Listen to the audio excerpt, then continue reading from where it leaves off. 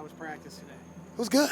Wow, a lot of energy. I think we bounced back, pretty good. We've had a pretty consecutive day of hard days on the guys, and I think the biggest thing now is everybody's getting to that point where the legs are starting to get a little bit beat down, and that's when you start to not focus as much. And we got a lot of young guys out there, so these are lessons that they got to learn. But I think our older guys are really doing a good job of trying to show them by example how you got to work through those things. Looked like it got a little chippy out there for part that we saw. Do you tend to get that around this time of camp, where guys have been hitting each other for 2 weeks, 2.5 weeks? Yeah, I think it's just part of it when you have competitive guys that are going against each other. Whether it's spring ball, whether it's camp, or even in the season, you really want guys, that take it personal. And we're a football team, but when we're on opposite sides of the ball, it's competition. So for us as coaches, it's good to see, because I think that's growth, from some of the personalities we have on the team right now. Do you have to sort of draw a line with it, though, and try and sort of stop practice, tell everybody no selfish penalties in that chippiness? You always have to have parameters of what you can and can't do.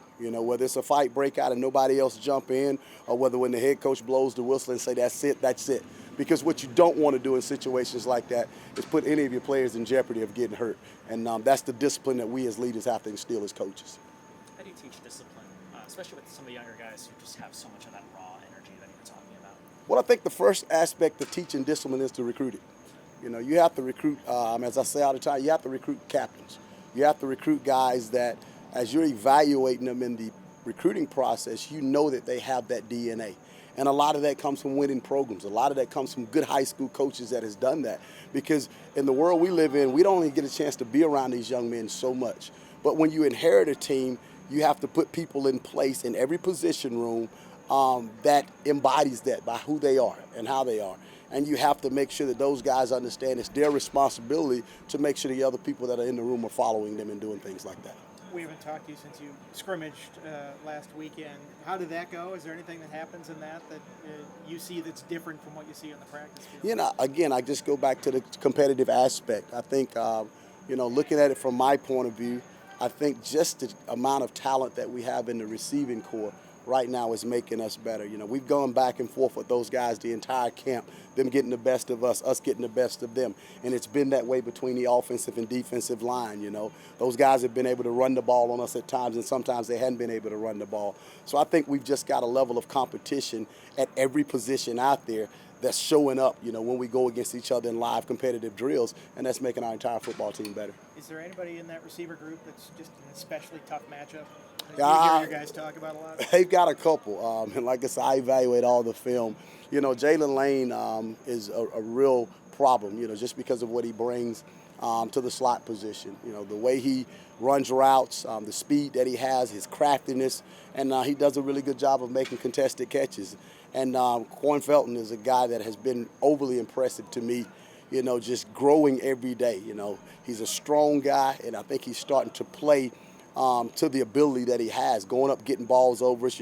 There's been numerous times in camp that we've done everything right at our position, and he just goes up over us and makes the catch. And even as a coach, as a player, those are the guys that are special, the guys that make the play when it's a one-on-one situation, and he's done a lot of that this camp. Who are some guys in your group that have taken some steps forward this camp? Well, I think the top three that I have, Dorian Strong, Munster, Delane, and Derek Canteen, have all made significant improvements since the spring. They're doing a really good job of showing the young guys, what it takes to excel at this thing, whether they're getting beat or whether they're winning, moving on to the next play mentality. And, cornerback is such a mental position. And I think each one of those guys right now at this point in camp are guys that I can point to, whether we're in the film room or out here on the practice field, and say that's what I expect. Because right now we're looking at our number 4, 5, and 6 guys being true freshmen, so they need people in front of them that are showing them the way. Is that second wave coming into focus for you at all? Do you have a better sense of what you have in those guys? Yeah, it's tough on them right now because this is the point where that fatigue sets in. This is the point where a lot of them can get frustrated with a lot of things that are going on. So we're kind of at that point where, it's there. They got to take a deep breath. And what we really want to see is within the next 2 weeks, them getting that confidence that they need to be able to go into a ball game.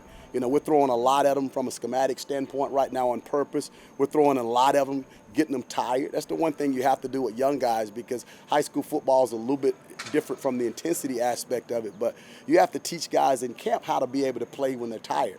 I tell guys all the time, you know, the only times you're going to play when you're fresh is at the beginning of the game and after halftime.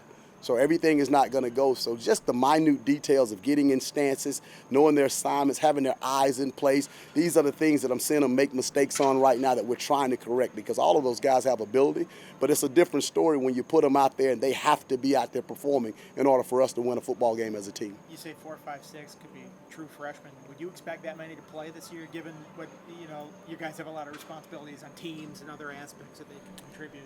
Yeah, in my history of coaching, you know, you always have to go into, well, you want to be able to go into a season with 5 to 6 cornerbacks that can perform for you, you know, because you're talking about possible injuries, you're talking about fatigue. There's a lot of uncontrollable factors that go into it. So you want to have 6 guys ready. Not saying the 6 guys going to be as talented or as experienced as the first guy, but in order to be able to get through a season, to be able to have bodies to play on special teams, you've got to be able to travel with 6 guys that can play. So if you look at our depth chart right now, 3 of those guys are probably going to be true freshmen. Dante Lovett is a guy that we've seen get a good number of reps. What has he shown you since he stepped foot on campus? Well, Dante is a guy that's probably physically above most everybody else. He's a big guy. He runs really well, but he's a freshman. You know, so the mental aspect creeps in as far as that. But Dante has the natural strength and speed to be able to match up against some of these older guys that we've got on the team right now. We knew that when we signed him. So, you know, it's just a matter of being able to get him to slow down, breathe, process things each play. And that's the thing that I'm trying to teach Dante, Braylon, Jonathan Penix, and Christian Williams all at the same time, you know, because it's different when that crowd's out there as opposed to being in here. And I understand that. And, you know, they have a little bit of success out here, but I want them to understand when they have failures, you know, you got to be able to move on to the next play regardless. You mentioned in the spring about recruiting guys who can play both corner and safety. What have you seen Delane and Canteen getting some sporadic reps at safety and what they can bring to that position, what that helps in, how conversely, how does that help them at corner, being able to see the whole field from safety? Well, that's just my philosophy as a defensive back coach. That's why I call the guys cheaters. You know, I don't believe in safeties. I don't believe in corners. I believe in defensive backs, because you have to be that way in order to get your best people on the field. If our third best player is a corner and there's a significant drop-off at safety, we're going to find a way for that guy to get on the field. And I think that's the versatility that all those guys bring. You know, one of the things we came into camp, Coach Pilo and myself, we wanted to make sure that everybody that was a quote-unquote starter for us could play multiple positions, and we've been able to do that. You know, Dorian Strong is playing a high volume of nickel right now. Mansour Delane's playing a high volume of safety. Derek Canteen's playing a high volume of safety. And that enables us to be able to move some things around, enables us to be able to prepare if we get injuries into the season, but it also prepares us that maybe we don't have to have so many freshmen on the field at once at safety or corner, because we've got guys that can do multiple things. So, you know, when you come in as a freshman, it's a little bit more difficult to do that. You kind of want those guys to settle in, but you know, my philosophy is once those guys have been in the program and once they start becoming sophomores, juniors, they're going to know multiple positions, and that's been a success level for me in the other places that I've been. This is year 2 for Mansour. Where have you seen him grow the most, do you think, between his freshman and sophomore seasons? Well, in every aspect. The thing you got to understand about Mansour, I had not coached Mansour a whole lot last year when he played his first ball game, you know, because he had an injury. And he was just kind of thrown to the fire. So he never got a chance to get a training camp under me to get the basic fundamentals and techniques that you need to play the position. All the mental stuff that you're seeing, this is really his first training camp, which is no different than the rest of those guys. So, you know, he's a little bit more mature because he's had some playing experience, but he's only a year older than those guys. So there's a whole lot he's had to learn, but I'm not going to take the credit for that. I think the presence of Derek Canteen and the growth of Dorian Strong has probably been just as impactful as me in showing that guy what it takes to be successful on a consistent basis. Those 2 guys, the younger safeties in Mose Phillips and Jalen Jones, seems like they're coming along pretty well. What have you seen from them, and what do you expect from those 2 guys this season? Well, Jalen's a guy that, you know, he's been here, and we noticed his athletic ability when he was on the receiver side. I mean, he has the build of a defensive back. He runs really well, and he's picked up things for us. He's got good ball skills, But, you know, he brings a speed back there that it allows him to be able to chase people down. He does a really good job of feeling his way to be able to do run fits. And when the ball's in the air, he's shown that he can make plays. And Mose Phillips, being a true freshman that had the benefit of being able to come in here in the spring, has been a guy that's just continued to grow.